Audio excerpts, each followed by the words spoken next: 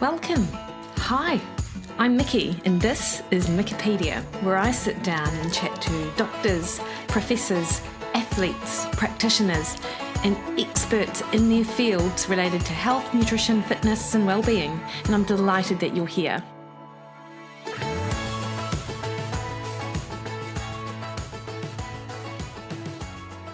Hey everyone, it's Mikki here. You are listening to Mikkipedia, and this week on the podcast, I speak to Diana Rodgers about a range of topics related to nutrition, the health of children and their nutrition, the health of the planet, eating meat, and everything in between. So Diana Rodgers is, of course, the brains behind Sustainable Dish, which is a bunch of resources in and around nutrition, health, and importantly, her work advocating for a meat-inclusive diet. So we discuss how Diana got into the field of nutrition and then move on to talk about the importance of diet for children and the disconnect between what constitutes a nourishing diet versus commonly eaten and available foods. We also talk about navigating the line between educating people about what is healthy and the notion that this advice might then be taken on as questioning different parenting styles or parenting approaches. We discuss the misconceptions people have around eating meat and about the health of the environment and also, of course, us. And we also discuss the recent COP27 meeting, which is all about climate change and the politics behind such meetings that people might not even be aware of. So this is a really broad but really interesting conversation, and I think you're going to get a lot from it. Those of you unfamiliar with Diana, she's a registered dietitian and a real food nutritionist and sustainability advocate who lives near Boston in Massachusetts. She's an author of 3 books, runs a clinical nutrition practice, hosts the Sustainable Dish podcast, and has served as an advisory board of numerous nutrition and agricultural organisations, including Whole30, Animal Welfare Approved, and the Savoury Institute. Diana speaks internationally about the intersection of optimal human nutrition and regenerative agriculture. Diana is co-author of Sacred Cow, The Case for Better Meat, and the director-producer of the companion film Sacred Cow. Her new initiative, the Global Food Justice Alliance, which we talk about in this conversation today, advocates for a nutritious, sustainable, and equitable worldwide food system. And I've included a link in the show notes where you can find Diana, which also includes links to her books and her courses. Just a reminder though, the best way to support Mikkipedia is to hit the subscribe button on your favourite podcast listening platform. That increases the visibility of the podcast out there and amongst the literally thousands of other podcasts, so more people get the opportunity to learn from the guests that I have on the show. All right, team, please enjoy this conversation that I have with Diana Rodgers, Sustainable Dish. A lot of sacred cows up there, is that what I'm seeing? There's a lot of Sacred Cow and a lot of paleo lunches and breakfast on the go. Oh yeah, I have that one too. That's great. Dinah, thank you so much for taking the time to chat to me today. And it feels like every time I'm looking at your social media or I'm tuning into your podcast, you are either just returning from or just about to head to another country in your role of sort of advocating for, well, ultimately good nutrition, but obviously, red meat. Could you have imagined that if you think about it 10 years ago? No, definitely not. It's so funny. And I remember I was having this podcast with Frederick Lavoie a few months ago, and we were talking about how 10 years ago, 15 years ago, we wouldn't even be having this conversation at all. Yeah. You know what? Can you hold on one second? Because I'm going to turn the heat off. Yeah. Because I can hear it in my, it's very cold here today. Hold on. Okay, I'm back. Yeah, great. Yeah. So talking to Frederick, it wasn't a thing 10, 15 years ago. I mean, just having to defend the nutritional value of meat and talk about things in the context of nutrient density instead of feeling like not eating meat is the right thing to do. Yeah. It's just crazy. Yeah. I'm glad, I'm honored to be one of the few people that can really address all the aspects. I think the reason why there's not more people pushing back against the anti-meat narrative is just because there's so much to know. Yeah. And so my background, not only in nutrition, but also, growing food, has really allowed me to have a unique angle on this whole thing. Oh, completely. And one of the things that we were talking about last night at dinner was that when I talk to clients about what they eat, like a lot of people who I speak to who kind of live on farms, they're like, oh, we just are boring meat and 3 veg. Like there's something inherently wrong with the type of diet that a lot of us in here in New Zealand at least grew up with, that it should be, I don't know, bells and whistles or something else fancy, or I'm not sure. I feel like just what people view of as good food has actually really changed over that sort of time period too. Yeah, but ironically, that's probably very close to what I eat. Yeah, totally. What you eat, right? Yeah, totally.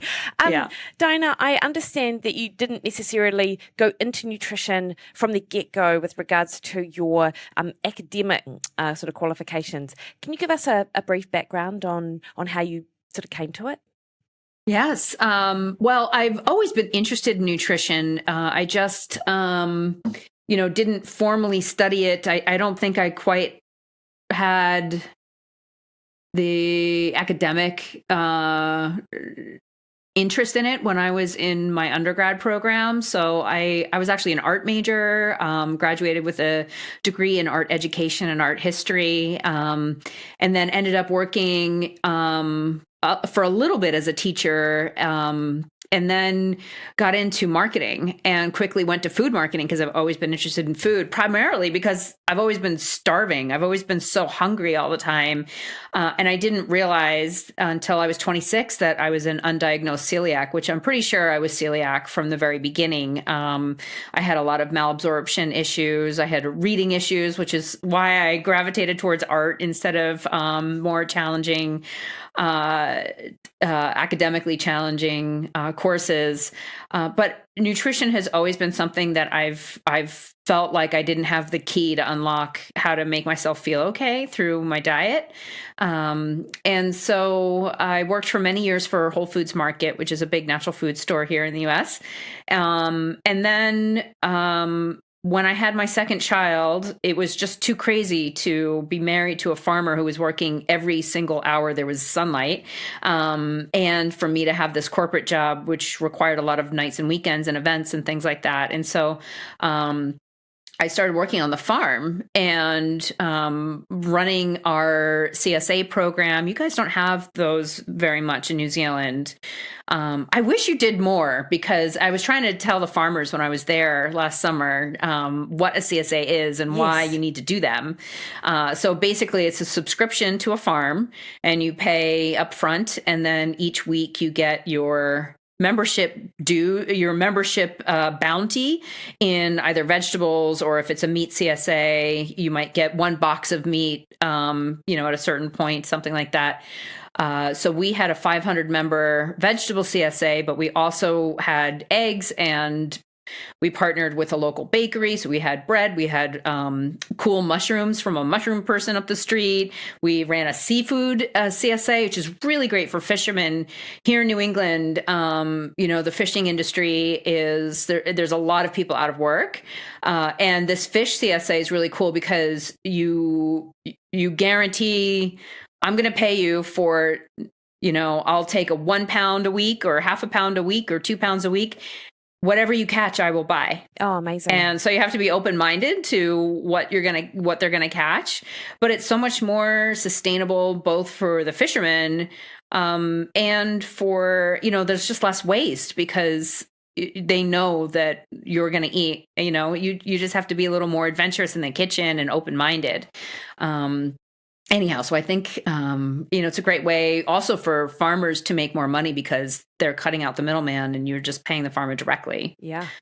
So so I was running the store and our CSA program, and we had a kitchen, and we were rendering lard, and we happened to also be a raw milk co-op pickup here. And I was like, why are all these people drinking this raw milk. Like we were hosting it, but I didn't really understand it. And, they're eating all this butter. They're buying like huge blocks of butter. And, they're just crazy about this milk and this butter. And, at the time I was still I was gluten-free, but I was still kind of like eating low fat and, lots of whole grains and things like that. And so I started getting more interested in this kind of alternative hippie nutrition movement, and started learning more about the work of Weston A. Price, and ended up deciding to do the training through Nutritional Therapy Association, which was a great background in whole foods nutrition. I learned about bone broth and how to make sauerkraut and all this wonderful stuff that was like completely blowing my mind. I felt so much better eating this way. And then I decided to do the RD credential, which took me, not joking, like 7 years to do, because I was doing it part-time while I was working and raising kids and trying to pay for it myself. And I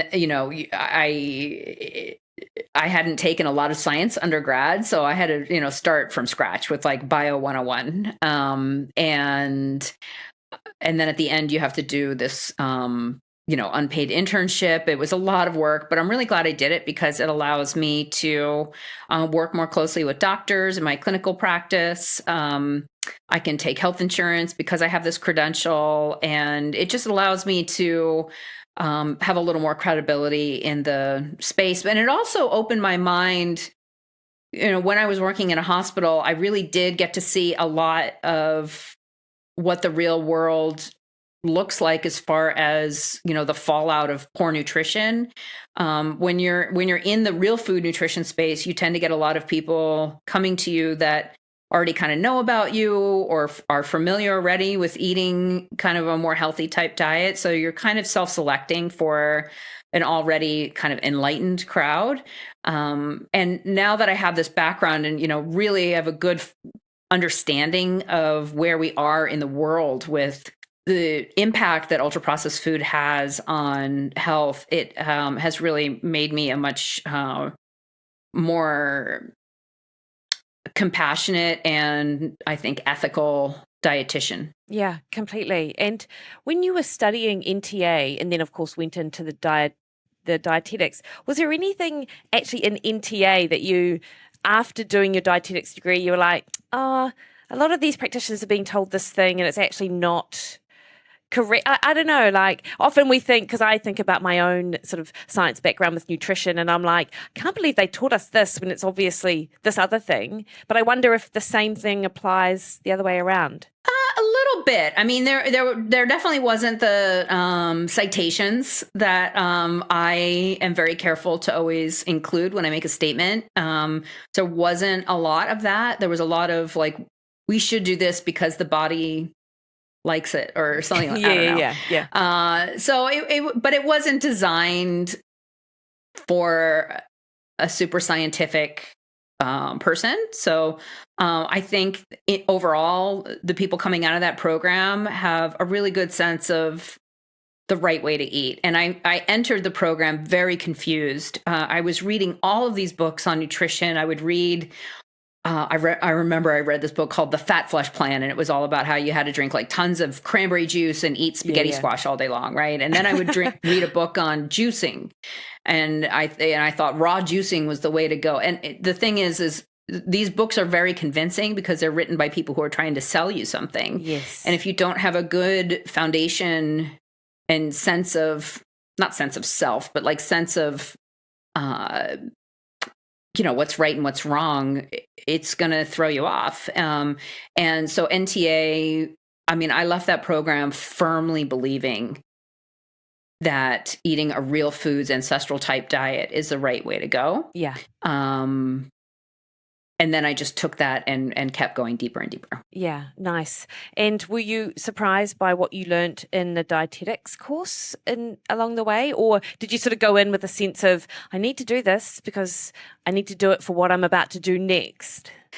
Yeah, it wasn't so much about learning anything. I didn't really go into it expecting to learn anything, although there were things I learned a lot that, were surprising, like it's good to know biochemistry and like those hard sciences that you really can't get unless you do a graduate degree in nutrition. My school required us, and this is not required of all RD programs here in the States, but Simmons required that we take a course in how to dissect a scientific paper. And I'm so glad I did that. So now I know, and not just, who funded this, but like really like taking a deep look at the methodology and all of that. And I use that a lot still today, that skill. And then again, I'd say just that context, having worked in hospitals, I never would have had that experience through just NTA. And, there's like this optimal diet that I try to eat on a daily basis, but then there's just baby steps that some people need to go through, and they can't just go to like making their own broth and homemade sauerkraut every day. They can't just go from 0 to 100, and you have to meet people where they are. And there's a lot of people struggling with just basic life, worrying about if their car's going to start tomorrow, worrying about so many other like huge problems, that worrying about longevity and optimal health and not getting type 2 diabetes in 30 years is just not the top priority to a lot of people. And that doesn't make them, that's just reality. And before I did my rotations and really worked with these other communities, I didn't understand the privilege of worrying about longevity, if that makes sense. It's a privilege. Yeah. And there's a lot of people that are just trying to get by, and processed food tastes good. It's cheap.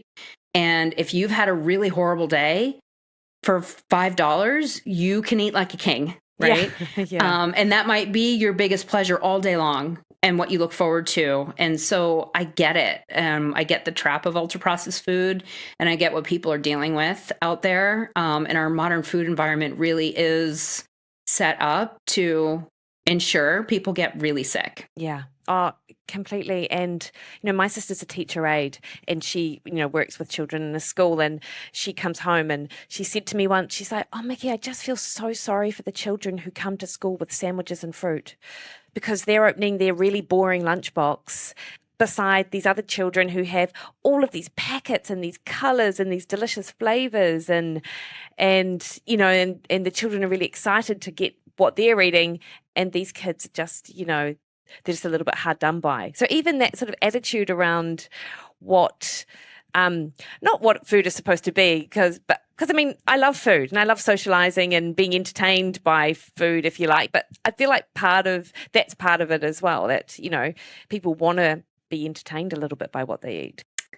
I mean, food is entertainment. I mean, even for me, it's going out to dinner with some girlfriends is like the entertainment of the evening, right? It's the why do you have to sit around and actually chew and swallow stuff with other people as the activity? But it is, right? And so, so I just have a much more complex and nuanced look on our food landscape, on what food is, I think, because of all the background I've had, both struggling with, malnutrition growing up, and food allergies. And I mean, I have to be very, very careful about what I eat, not just with celiac, but also with how many carbs I eat, how much protein I eat. I have to pay such close attention. There are certain foods that for me, I do not have an off switch for. And if I see my kids with a bag of chips or crisps, what you call them, and I will wrestle them to the ground and like rip it out of their hands. So there's certain foods that like are major trigger foods for me that, I can't have in the house. And I'm just grateful that I know about having celiac, and so much about nutrition, because I wouldn't be feeling this great at my age today if I didn't have all of this knowledge. Yeah. I feel that sometimes people think that once you dial in your real food nutrition approach, that you're suddenly invincible against the power of ultra processed food, like, "Oh no, I'll never crave this," or "No, well, if you eat properly, you shouldn't need something sweet after dinner or something like that. So I actually feel like you saying that is probably a little bit of a relief to everyone out there that, oh, Diana also knows that she's got trigger foods. I don't know. Oh my gosh, there's one that I bought the other day that I better not buy it again. It is these Marcona almonds. I don't know if you have them, these Spanish almonds, and they're covered in this oil, salt, and then truffle. Oh, delicious. Flavor. Yeah. And I had a very difficult time with those almonds, and I can't be near them again. So, even something as silly as almonds can really be, I wouldn't say binge worthy, but definitely ultra stimulating to my brain. Yeah, no, I completely appreciate that. Yeah. Diana, you wrote a post. It's not your birthday, so why are you eating cupcakes? Have I got the title of that right? It's just called It's Not Your Birthday. It's not your birthday. And as I understand it, you got quite a lot of pushback from that because there's such a, on one hand, people look to you to get the advice of what they should be feeding their children, but actually people don't want to hear it either. No. Can you chat us through that? Yeah. So this was my daughter was on a softball team, and I see this more with girls' sports than boys' sports. But certainly at boys' sports, there's also junk food passed around. But with girls, there's this like cupcake brownie culture. So because they're like cooking it with their moms as a bonding experience, and then they're like cooking it for each other. And so they were in middle school, so maybe age, I don't remember, 10 or 12. And we were playing a double header, and I'm sitting there, and it's halftime, and we've got like an hour in between the games, and out come dozens and dozens and dozens of brownies and cupcakes and all of this. And it's like 11 o'clock in the morning, like right before lunch. And this is what we're fueling the kids for the next game. And, I have no problem with celebrating with food on a special occasion. But the reason I called it It's Not Your Birthday is because it was no one's birthday, right? It was just a regular Saturday, and out come just so much junk. And we really normalize the consumption of this. And I think there's also this like moms are craving it, and so they see it as a bonding experience. And I'm like, why don't you just make soup? Like, why does it have to be cookies and cupcakes, right? Yeah, so kids are making it, and it makes it really hard, especially for, I've worked with some kids who are overweight, and, the coaches or dance teachers will be giving out lollipops and cupcakes as rewards. Food should never be a reward. And I got pushback not only from the other parents, but also from other dietitians. And, I think there's this real divide in the dietetics world between people who are, today saying, should never restrict anything, and especially carbohydrates, because that drives food disordered eating, which is completely not science-based at all. Yeah. And then there are those of us who are like, in today's modern food environment, you do have to exercise some type of restriction on certain foods and focus on the foods that are more health giving, not less health giving, right? And especially in a sporting event, we really need to be very conscious of like what food, this is supposed to be for the kids' health. And yeah, so it really drove me crazy. And I got so much crap from that post. So I love posting it all the time, reposting it, because even today with the health at every size movement, I mean, yes. I get it. And I'm not saying that, people who are overweight are, somehow less worthy humans in any way, but there are definite health risks to over-consuming ultra-processed foods, and we need to have that discussion, and we can't be canceling and censoring people for stating what is obvious fact. Yeah, it's interesting. I've heard someone talk about health at every size, or that, if someone is overweight or obese, then it's not necessarily their fault, because of the societal drivers and the environment and a whole host of things that may have happened to them when they were younger, but potentially it is, and this, they don't like, I don't know how this will sound, but it is their responsibility that, that if you are concerned about your health, then you can't necessarily just wait for someone else to do something about it. And there is actually, this is where the, looking at your diet is really important. But I agree with you. I feel like health at every size is confusing for some people who feel like they are unsure what to do about their I don't know, their body or their health, because they're on one side, they're told, oh no, you don't need to worry about it, and you can be really healthy, but they're not necessarily doing these or being taught or told what these health promoting, I don't know, behaviors are that would then allow them to be happy or healthy in that body. Exactly. And, I can also just add, my own personal experience to this. I recently went through a divorce and a couple of family deaths that were very traumatic. And I moved out of my house in the middle of COVID, and right when I was launching the film and the book, and my weight at first plummeted by like 20 pounds in 2 months. But then went way the other way. And I know that it was, due to cortisol, and it was uncomfortable, especially, going on the Joe Rogan podcast. I got a lot of feedback about my body, which I did not appreciate. And so I get the whole, like, being uncomfortable with people kind of saying things. I've never like fat shamed people. And I'm also very careful, like, even when, people are saying, well, I don't want to take advice from that person because look at them or something like that. I don't judge people for how they look. But at the same time, I wasn't saying like, wow, look at me, I'm the picture of health. Like I was going through trauma, and I'm just now sort of like digging out of it. So I get that there are things that can make it. There are emotional triggers, and there are other reasons why people might carry more body fat, but it still doesn't. It's still not a marker of amazing health to be, in a larger body. And I think we all have an obligation, especially if we can walk and we're generally healthy people. Like, why would you on purpose, not try to do something that would make you feel even better? Yeah. And that moderate everything in moderation is very difficult in that food environment that just drives people to overeat from hyperpalatable food. And I think that's a message that's a bit of a disconnect for me as well. And, oh no, you shouldn't restrict anything.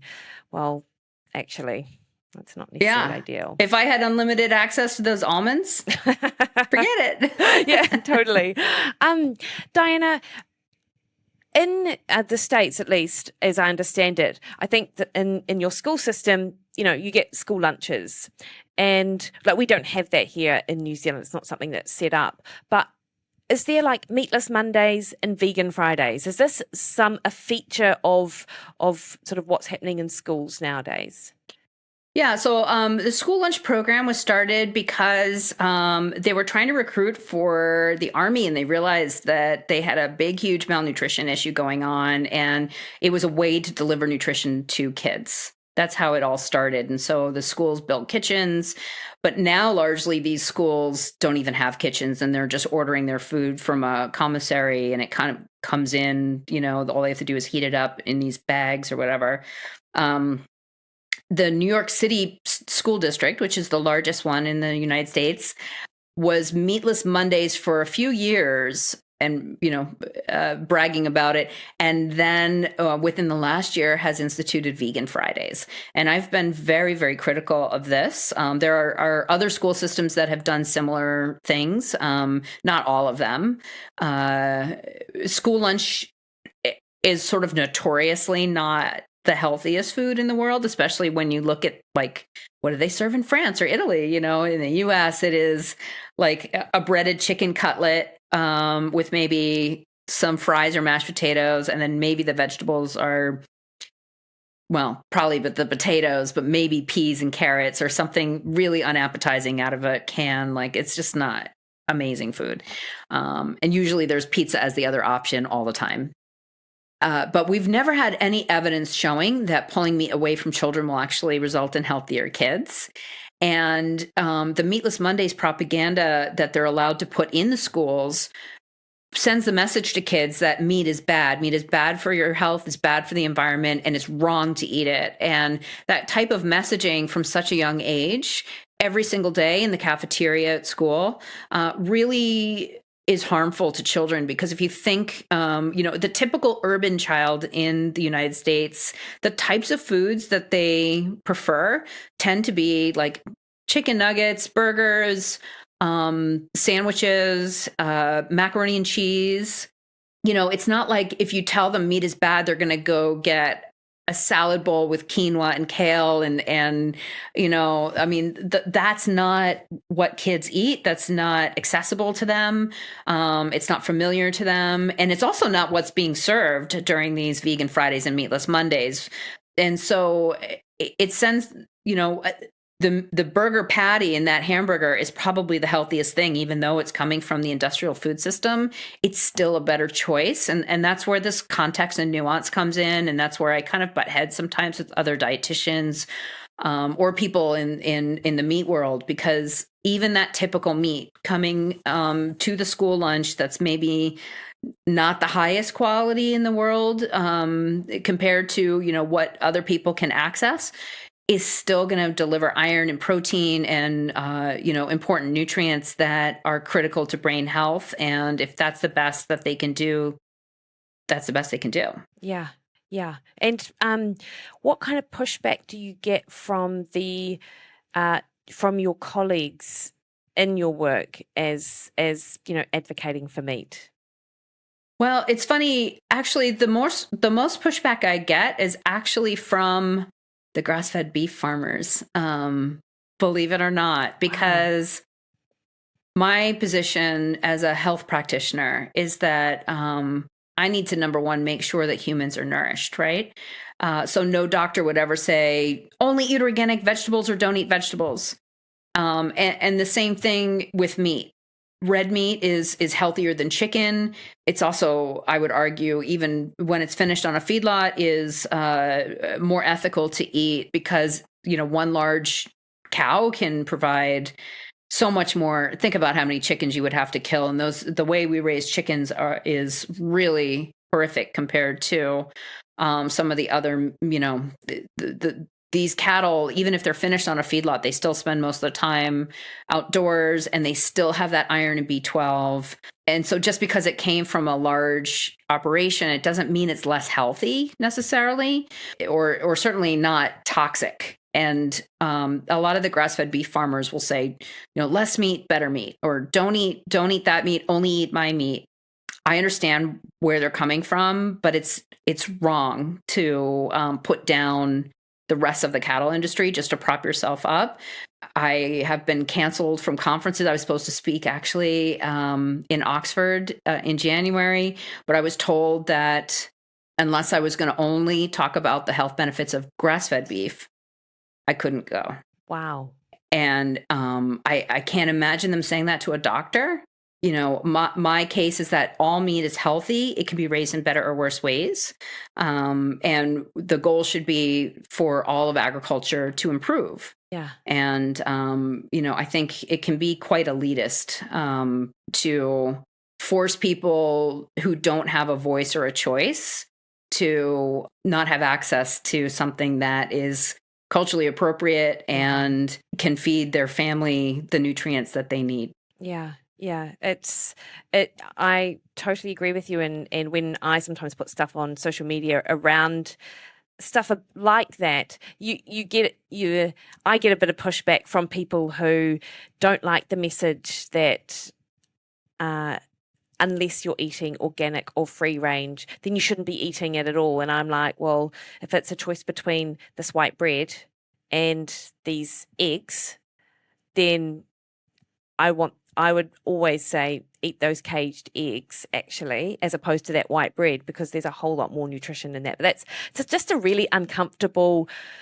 place for people to sort of sit in and actually consider, because then suddenly if you talk like that, then people think, oh, well, you can't be a very nice person if you are going to advocate for the slaughtering of, what you were saying, like terrible practices in the agricultural industry. Yeah, it doesn't mean I endorse animal torture. It just means that I want healthy people, and not everyone has time to go to a farmer's market or, buy the eggs that cost twice as much. They might have other stressors in their life. They might be working a couple of jobs.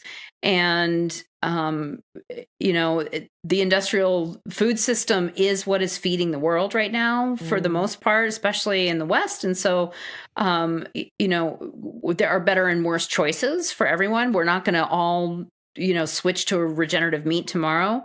And so let people live their healthiest lives while we still can push for a better food system at the same time. Yeah, nice.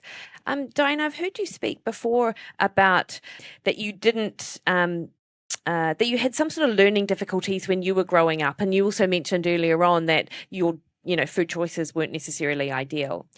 And what I have increasingly seen is just the number of children that are now diagnosed with learning difficulties in schools. And this might just be an opinion piece from you, or you might have some research to support it. But what do you think, if any, the relationship is between what we're feeding kids and what we're seeing in schools? Yeah, well, I mean, we do know that worldwide 1 in 2 kids has a micronutrient deficiency, at least one. And there are certain micronutrients that are critical for cognitive development. And they largely come from animal source foods. So DHA, as you know, B12, which can cause permanent brain damage, and that is only found in animal source foods like meat, and iron, which is required for brain development too, and physical development. And yeah, when I was growing up, I ate okay. Like, it wasn't the worst diet in the world. It wasn't what I feed my kids today, but I was everything went straight through me because I wasn't absorbing anything. So I was just eating all the time and was chronically underweight all the time. And words would spin on pages. I actually didn't even make it through high school reading a book cover to cover. And it's funny because Rob Wolf, who's my co-author, also had similar issues and similar reading problems words would just spin on pages for him as well. So it really wasn't until I had my diet under control that, I was actually able to take a class like biochemistry. I just couldn't before. And that's why I ended up being an artist, because I would make a painting of what I thought the book was about. And I got just really good at faking it. Yeah. But it's interesting because even with my kids now, they know that they feel so much better when they have a solid breakfast with eggs and cheese and some kind of, fatty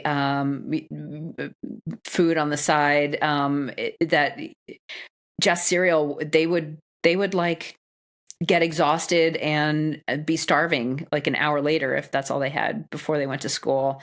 So in a lot of the schools here in the US, there actually is a free breakfast program too. But unfortunately, the types of foods that they're serving for breakfast are French toast, pancakes, just really high sugar, really low nutritional value foods.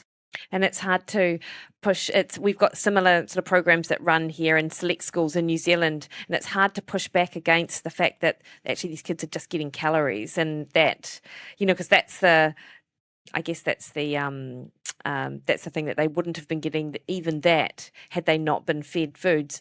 But then, of course, the quality of the foods are problematic a lot of the time too. Mm-hmm. Yeah. Diana, you've recently been at COP27. Mm-hmm. And as I understand it, that, I feel like people hear things about sort of climate change and groups getting together to try and solve the problem that is that we're now increasingly aware of. But there are just, from what I understand, just hidden agendas, or there's not really. There's a disconnect between what they're telling people they're doing, but what's actually going on. I don't know. So can you sort of talk to us about what you found at COP27? Tell us about your experience. Yeah, I actually the access I got to COP27, by the way, is from Beef and Lamb New Zealand. They actually are the ones that got me the badge, the security clearance to get in. So I wasn't even sure I was going to go, and then they came through with that. So hot tip to them. I was really disappointed with what I saw at COP27. What I saw was a lot of people who have no actual experience working with people as dietitians, talking about what foods we need to eat to be healthy, which must include eliminating animal foods like meat. And by the way, we know that they're driving climate change. I mean, it was so dramatic. It was so nonsensical. It was really just a race to whoever had the nonprofit with the most funding to get the biggest voices there to talk about it. So there were a lot of big foundations, and there were also a lot of sponsors from the alternate meat world that were the ones behind these talks. So I do believe that there are some people that are saying this, that that we need to eliminate meat for health and climate, that believe that. I actually do think that they think they're saving the world, or I want to believe the majority, because I do believe that humans are generally good people. But I see the funding behind it. I know. I mean, the margins that can be made, the profits that can be made in these alternative proteins are so huge. The investment that I see going into these alternative proteins by the millions and millions and millions of dollars, everyone's trying to find out like which one's it going to be, and they can't win on health. They can't win on human health. They can't win on ecosystem functions, on food sovereignty, on increasing the livelihood of people who live in rural communities. There's so many benefits to raising livestock. So they've gotten everyone overly focused on this idea that it's just the number of that CO2 number we must reduce at any cost, and humans must do their part. And there's such little talk about, maybe we should be consuming less junk. Maybe we should be riding bicycles more. There's such little talk about reducing our fossil fuel emissions, and so much talk about how we all need to eat less meat, when there's just, first of all, not very good evidence to show that it would do anything, that would make any difference at all, especially when we're having all these people fly to Egypt from all over on these private jets, right? In these designer suits, talking about all of this stuff. But also what's being overlooked are the worldwide micronutrient deficiencies, and how animal source foods is the best solution to them. B12, iron, vitamin A, vitamin D. So folate would be the only top one that is also found in animal foods in good amounts, but in plant foods, but it's also found in animal foods too. And so it was just disappointing to me. I didn't see much room for nuance at all, or for protecting the livelihoods of small-scale farmers who in most parts of the world rely on livestock as their primary income. I mean, it's 12% of the world's population rely on livestock as their primary income. It just seemed very elitist and tone deaf to me. Yeah. And do groups or meetings like COP27, do they actually affect any change at all? Like, will there be, how worried should we be that these groups, these millionaires are meeting and talking like this in terms of the outcomes from a sort of, from a political Well, level? I mean, in New Zealand, I'm seeing the most radical policy yet. The plant a tree, get rid of pasture land. Yeah, so taxing farmers for their methane emissions, but also taking very productive agricultural land out of production to plant monocrop trees to offset the carbon emissions from grass-fed beef. Like, both of those things are radical and ridiculous policies that shouldn't be happening. In fact, I have a New Zealand farmer coming on my podcast soon to talk about that. Storm? It is Yeah, Storm. Yeah. She told me. How can you forget a name like that? I know, it's amazing, right? Yeah. And so, but I'm seeing it everywhere. I'm seeing a lot happening in Wales, in Ireland, different types of policies also happening in Brazil. And of course, the Netherlands, there's crazy things happening there too. And the problem is when we reduce livestock, it's not going to reduce the demand. So it just means there's going to be farmers out of work, and the business is going to go to another country like Brazil or Australia or Argentina or something like that. It's not going to mean that people are eating less meat or having less butter. Yeah. It seems so absolutely crazy to me that these things are even being talked about or, considered, particularly in a country like New Zealand. Like, this is where, we get all of our export. We make so much of our GDP comes from exporting these products, and they're just completely putting the kibosh on it. Yeah, and ironically, New Zealand is also one of the best producers I've seen. Like, when I go around the world and I look at all the different production systems, New Zealand has the perfect climate for raising meat, and you guys do it so well. And I've done a lot of work there. I've been there a couple of times now. Just really, really impressed with many things about New Zealand, but in particular your beef industry. And so to make these rules and to torture your own farmers. I mean, if you want to try to reduce emissions, there are better ways to do it by using incentives instead of punishment. It's really more in the dairy category that I could see improvements being made. But in pasture-based systems, there's really not a whole lot that can be done. It's not like you can feed seaweed pellets and measure that output as well as you could in a confined dairy situation.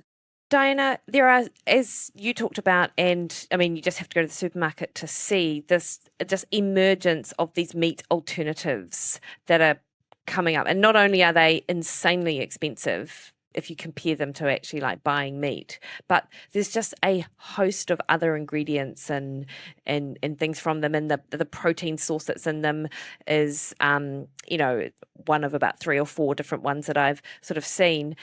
And I do think that the companies producing them, a lot of them are small, sort of boutique scale companies who, as you say, really do believe that they're providing a healthful alternative to meat.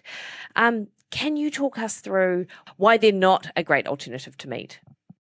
Sure. Well, first of all, they like to claim that they're a more ethical solution. And I haven't seen any of the major alternate meat companies using even organic inputs, right?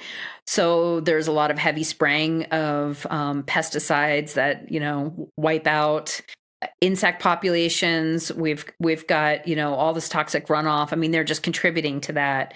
And plus, just to even make a field to grow a monocrop, you have to annihilate an entire ecosystem of whatever was living there before. So there's lots of death that happens even in the growing of wheat or soy or pea protein or whatever.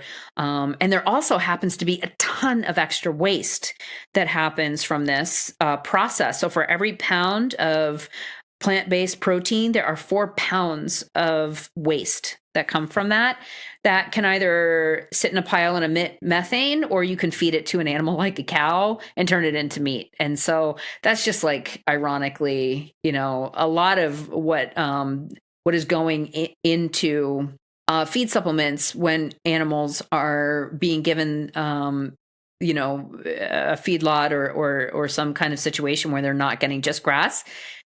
It's the leftover from the plant-based protein industry because it has to go somewhere, right? And so ethically, I would argue there is no death situation. You might as well, try to buy the best meat you can afford. That try to get to know your farmer, that kind of stuff. Environmentally, I mean, I just pointed out too that, they really can't, compared to an animal grazing on grass that is like sequestering carbon, providing habitat for wildlife, increasing the water holding capacity of the soil, all kinds of stuff I talk about in my book and my film, Sacred Cow. Monocropping of pea or wheat or soy or whatever the input is for these fake things is not going to be as good. And it's going to actually be an extractive process that's damaging to the environment. And then nutritionally, I mean, a lot of these companies have already been called out for lying about the protein content, but we even know that even if the number of protein looks equivalent to meat, it's not as bioavailable to humans as animal source meat, just because we can't break it down in the same way. The micronutrients, the vitamins and minerals that are in these are largely not naturally occurring. So they're fortified. They're, fake synthetic nutrients that are added in, which we also know don't get absorbed in the same way that eating food in its real form, like meat, does. And yeah, it's an ultra processed piece of garbage is what it is. And it's twice as expensive in most cases as real meat. Yeah. And I see the movement sort of eating these types of foods and the message to eat less meat, which we are constantly told like all of the time, you need to eat less meat, and is not necessarily picked up by people who might actually benefit from eating less meat. Like, potentially the people who do have ultra processed food diets and lots of junk food and maybe meat in their diet might not necessarily be great because they don't have a lot of actual just nutritional qualities that would make it a healthy diet. But it's the people who I see in my clinic, and you must see in your clinic as well, who already don't eat enough protein, and now they're trying to pull back their meat even further, and they've got low iron, and they're low in the B12 and things like that. Yes, exactly. And if we were to try to make that up in a real food form, so let's say beans and rice, so you can get 30 grams of protein from about 180 calories worth of steak or 750 calories worth of beans and rice. And so let's say you get 30 grams of protein, it's still not going to be as bioavailable. So you're still not going to absorb 30 grams of protein from that beans and rice where you would from the meat. And you're still not going to get the iron, the B12, all the other micronutrients that you can get from meat. So yeah, you'll get some fiber, but you're going to get a lot of carbs, a lot of calories. And most people, weight gain is not their goal. But a great way to gain weight is to eat less meat and try to get your protein from plant-based sources. Diana, how hopeful and optimistic are you that the messages in Sacred Cow and that your work around the globe and the other people that you're working with, like, is this going to affect change? Are we going to see a sort of a shifting of things over the next 5 years? What do you think? Well, we're seeing markets and, the result of people just refusing to eat this stuff. So people don't want it, even though there's a lot of investment going into it. And so that's making me quite hopeful, actually. These companies, like I mentioned, are getting exposed for greenwashing, for lying about their protein content. Beyond Meat was just caught with all kinds of awful mold and listeria in their factory here in the US. And so they're doing really badly right now. I know that there's some lab meat that's, cultured meat that's going to be coming out pretty soon.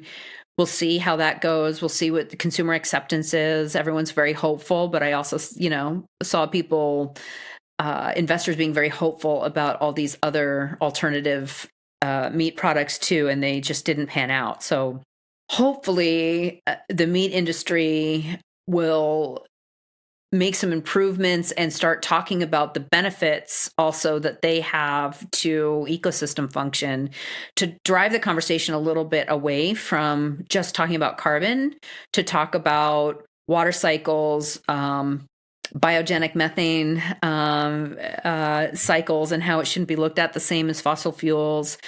talking about how raising livestock actually strengthens rural communities. And we need that right now really badly. We can't just all live in cities and have, countryside just rewilded. We actually need to be using that land. And so I think there's a really big story to tell with meat. I think there are some improvements that need to happen in the meat industry continually with animal welfare issues, with environmental issues. But I think it can be done. I think we need more health influencers out there who feel confident enough to, come out and proudly say that they eat meat and talk about it. I help people all the time trying to get that message out there. Yeah. And you do such a fabulous job. And I have heard of a number of health influencers. In fact, one here in New Zealand as well, Sarah Tanner. She, I spoke to her on my podcast, and she's long been sort of a vegan health influencer working with companies. And she's recently made the shift to a sort of a real food, meat inclusive diet for her health, actually, which for someone to build their influence, if you like, in the vegan area to then come out, I think it's really quite courageous, actually. And yeah, kudos to the people that you will also know about that are doing that too, right? Yeah, so I know a lot of them. Yeah. Yeah. And Diana, finally, if someone's listening to this and they're like, what can I actually do to help in this space, and they might have read your book or seen the movie, or and obviously they might be sharing the word with people around them, but what can people do? Well, I have a nonprofit called the Global Food Justice Alliance that helps support the social media messaging and the speaking that I do. We're also starting to get meat to people who need it. Food pantries around the world are chronically low in protein, often because they don't have the refrigeration space for something perishable. But I also know, so we're starting to do some work in that area as well with like meat sticks for kids' backpacks. But I know there's an organization in New Zealand called Meet the Need, and Silver Fern Farms works with them. And so I would encourage people to check that out and get involved with that, because people who are food insecure, the biggest thing they need is nutrients, not just calories. And so getting nutritious food like meat into food pantries is really critical. Yeah, that's awesome, Diana. And for those people who might not know where they can find you, just tell us where we can find you. Yeah, sure. So I'm globalfoodjustice.org and at Global Food Justice on Instagram. My main feed is Sustainable Dish, so they can find me on Instagram there. I try to avoid Twitter, so don't engage with me on Twitter, because it just ends up just doing a lot of back and forth with people that just want to argue. My blog is sustainabledish.com, and then I'm also on LinkedIn and interacting more on LinkedIn. That is awesome, Diana. Thank you so much for your time this morning. I really appreciate it. Thank you.